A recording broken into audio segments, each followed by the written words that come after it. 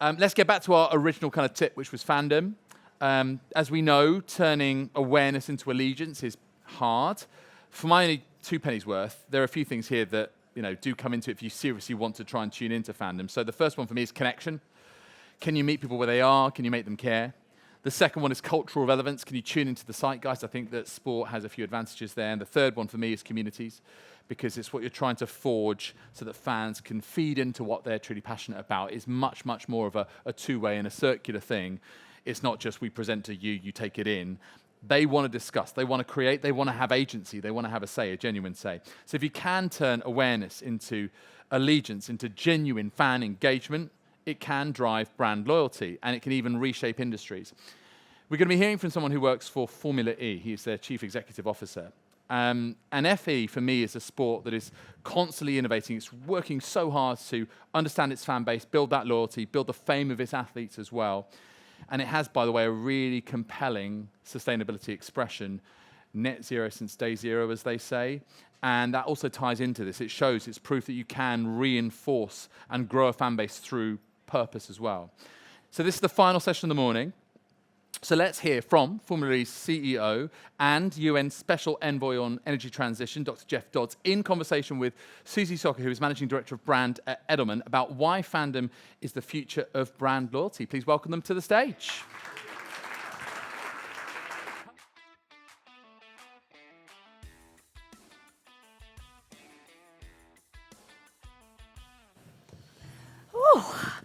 Every time I do one of these, I always get the pre-lunchtime slot. So thank you very for bright as well, sticking with us. So we're here to talk about something that's much deeper than brand strategy, something more human. We're here to talk about fandom. And fandom is no longer a marketing trend or something reserved just for sports or pop culture. It's really fast becoming the most powerful currency in modern branding, because attention alone doesn't cut it anymore.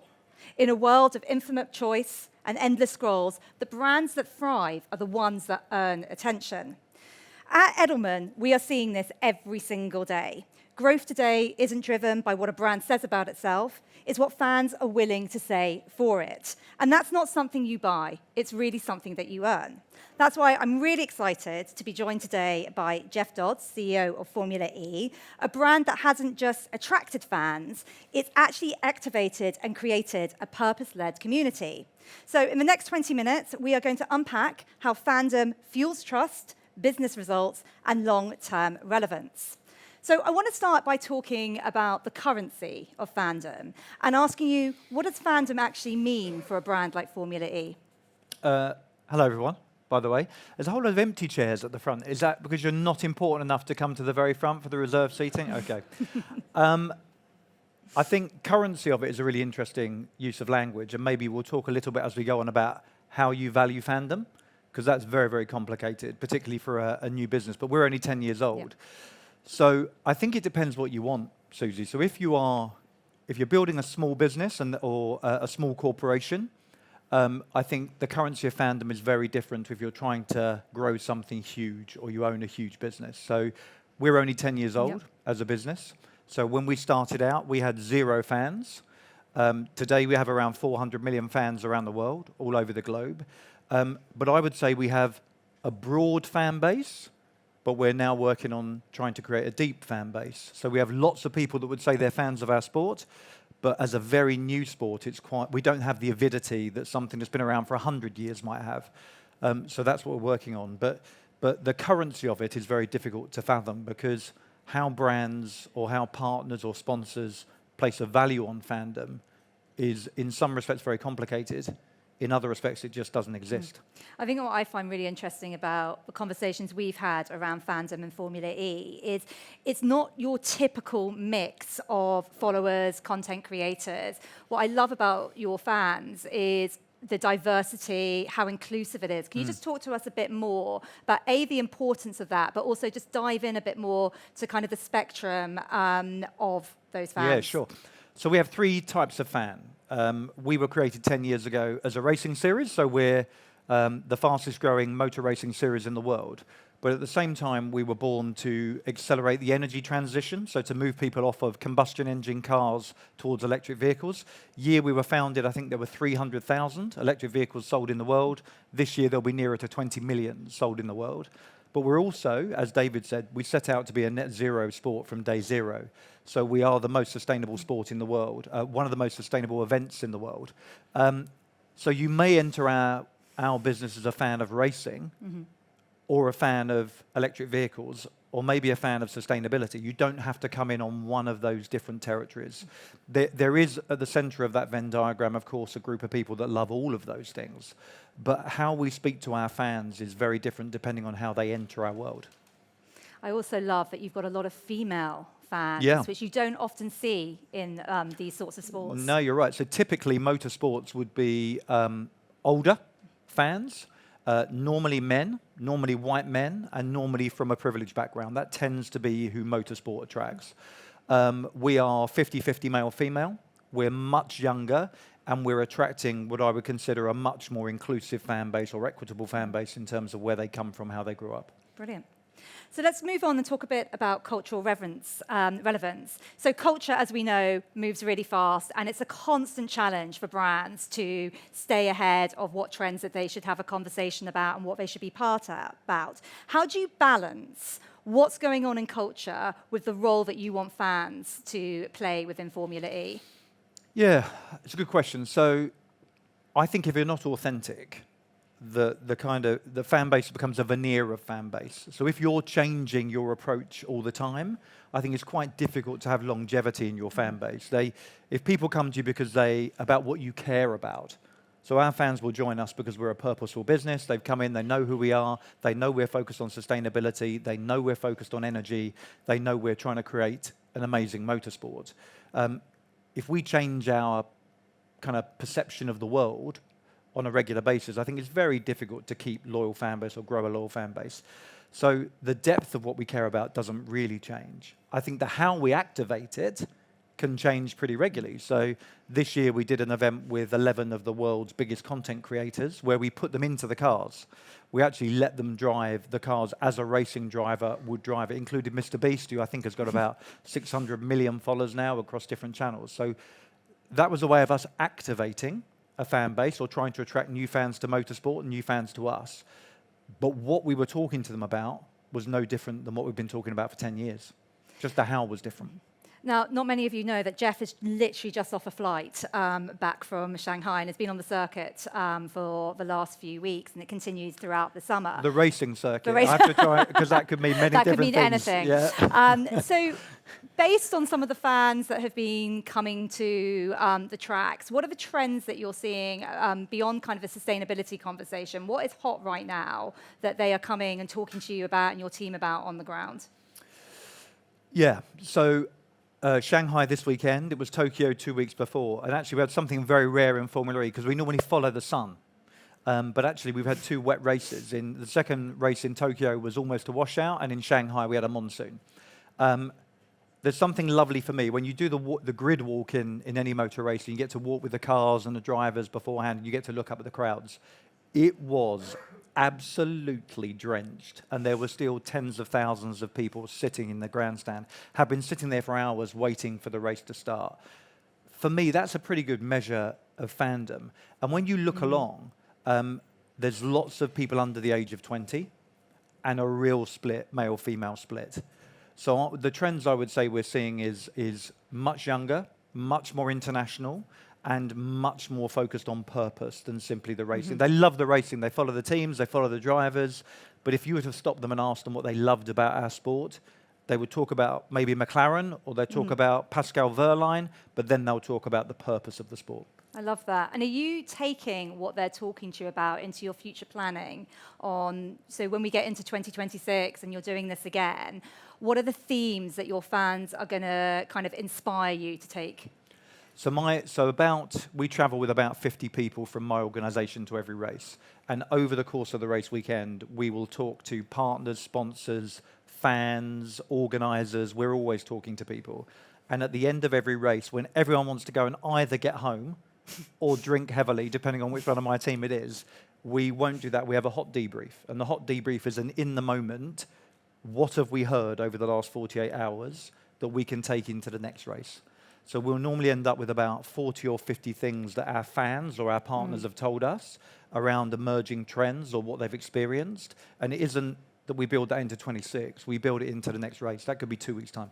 That's amazing. So you are literally moving at the speed of Well, culture and no there. better feedback than hot feedback. So you spoke at the beginning about how you're 10 years old, your fan base has grown so fast. Where do you see in the next 10 years the role of fandom within Formula E and how you are going to integrate what those fans are doing?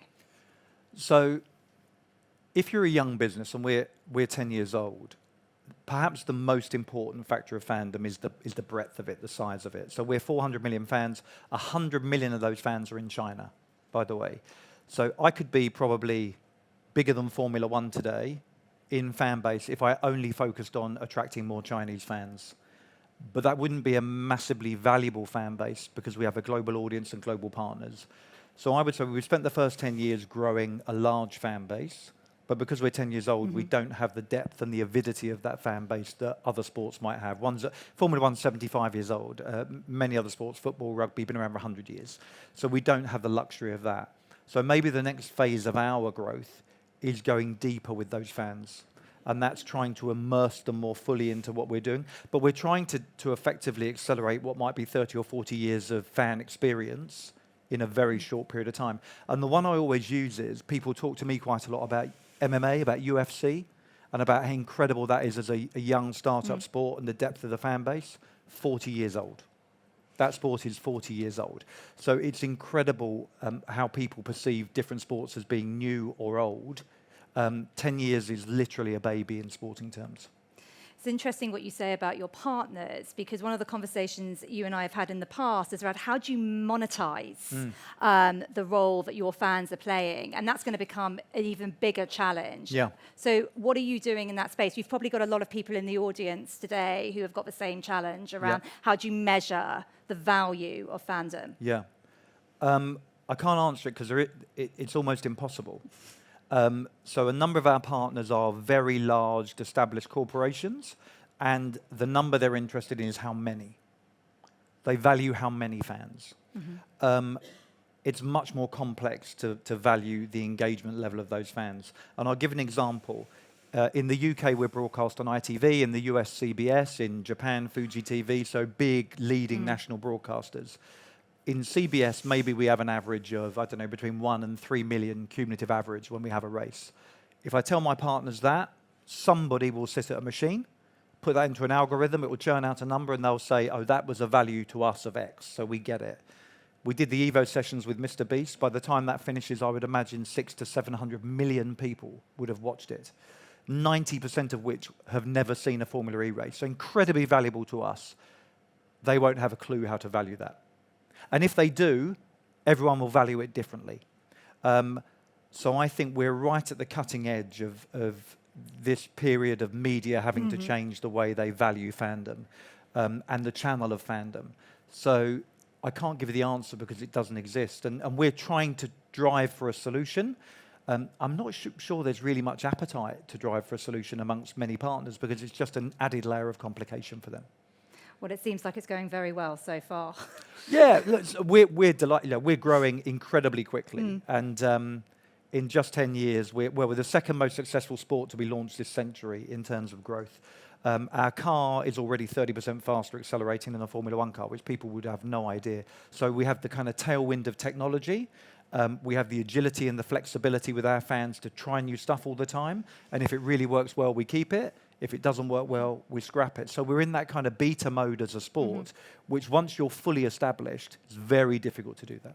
And when you're looking ahead, we've talked about, the importance of brands jumping on culture. But when you look across to the next couple of years and the work that you're doing with women in the sport, what are you looking for? What is going to be kind of like the North Star that you're aiming for, where your fans are going to have a real voice in helping you get to those next goals? I think, so you mentioned women. women in sport, which I think is really interesting. So we try to be very authentic. So I have a very authentic point of view as the guy that runs the business, that in motorsport, men and women can compete equally. So I don't believe there's any real reason why you couldn't see a man and a woman racing together in Formula One or Formula E against each other. There's a whole load of kind of barriers and systemic reasons why that doesn't happen. So 97% of the people that own a license to race a car are men. The funnel is very narrow when you get to the bottom. There's very few elite racing seats available. So just do the maths, it becomes very difficult. Society is conditioned to think only men race cars. We've grown up that way. And therefore, when you're a team choosing a driver, as the funnel gets narrower, you automatically choose a male driver.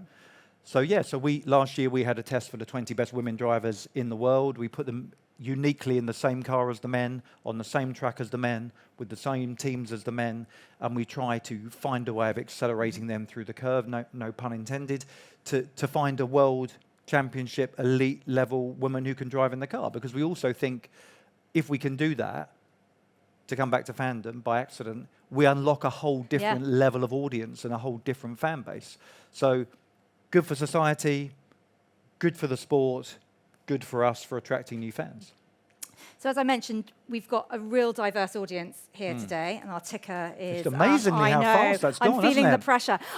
If you had 3 things that this audience should leave with when they're going back to work and they're considering their kind of advocacy programs, what would those 3 things that you would inspire everyone to think about when it comes to Fandom? 3? Yeah, 3. Oh, God. You've got about 30 seconds. Yeah, I mean, so the first I would say is really consider what you want. Because if your business is, if you're just launching a coffee shop and actually you want to employ 3 people and earn a living and that's what's important to you, you don't need a big fan base. You need a dedicated, loyal fan base. Because if you had 300 people that came every day or every other day, you would fulfill your objectives. If you're like us and you're owned by a massive corporation and they see this as a multi-billion business, you can't just get away with loyal. You need volume and loyal. So I think number 1 would be really think deeply about what you want to be as a business, because that will determine your strategy for attracting fans and whether your focus is on how many or how deep. Eventually you want both, but you have to prioritize one of those 2 things. That's 1. Second, I would say is, if you want a loyal fan base, you have to be true to your purpose. So I think if you know what's really important and you stick to that, your chances of retaining a loyal fan base over a long period of time is much greater. And I think we've done a really good job of that. And the final thing for me would be just try different shit. So we're an always in beta kind of business, and I would say we try technologies, and I'll have motorsport journalists who have been around for 100 years say to me, "Oh, that didn't work, did it? You must be really embarrassed." Like, why would I be embarrassed to try something new? And if it hasn't worked, we won't do it again and we'll try something different. Otherwise, we're just going to do what everybody else has done for 70 years and we'll be another version of the same thing.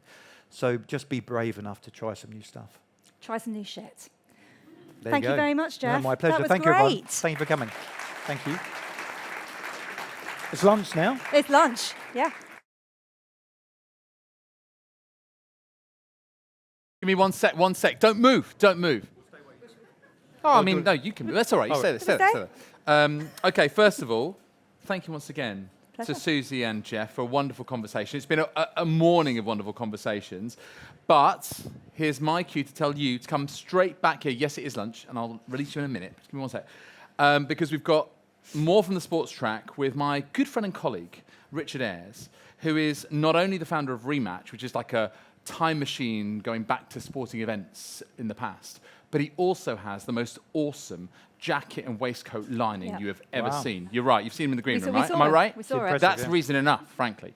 He will have awesome speakers, more from Formula E with CMO Ellie Norman, who is just over there. We're going to have more athletes, the likes of Vasek Pospisil, who is not just a pro tennis player, but let's say a particularly activist pro tennis player in some respects. England Rugby Union player Poppy Cleall, also double Olympic gold medalist in rowing from Team GB, Helen Glover. Make sure you're back for that, but do enjoy the rest of South by Southwest London. Enjoy your lunch break, and we'll see you back here a bit later on. Thank you.